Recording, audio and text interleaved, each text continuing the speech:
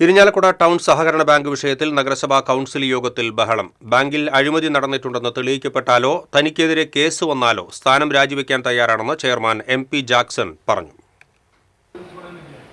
നഗരസഭ കൌൺസിൽ യോഗത്തിൽ പ്ലക്കാർഡുകളുമായാണ് LDF രംഗത്തെത്തിയത്. നിക്ഷേപകർക്ക് പണം നൽകാൻ നടപടി സ്വീകരിക്കുക, ബാങ്ക് വിഷയത്തിൽ നഗരസഭാ ചെയർമാൻ നിലപാട് വ്യക്തമാക്കുക തുടങ്ങിയ ആവശ്യങ്ങൾ ഉയർത്തിയായിരുന്നു പ്രതിഷേധം. തുടർന്ന് ഭരണപക്ഷമായ UDF അംഗങ്ങളുമായി വാക്കേറ്റമുണ്ടായി. വാക്കേറ്റം കയ്യങ്കളിയിലേക്ക് എത്തിയെങ്കിലും മുതിർന്ന കൌൺസിലർമാർ ഇടപെട്ട് രംഗം ശാന്തമാക്കി. എന്നാൽ പിന്നീട് സംസാരിച്ച BJP കൌൺസിലർ TK ഷാജുവുമായും LDF കൌൺസിലർമാർ കൊമ്പുകോർത്തു. കരുവന്നൂർ ബാങ്ക് വിഷയമാണ് വാക്പോരിലേക്ക് നയിച്ചത്. മറുപടി പറഞ്ഞ ചെയർമാൻ MP ജാക്സൺ നിക്ഷേപകർക്ക് പണം നഷ്ടപ്പെട്ടില്ലെന്ന് അറിയിച്ചു.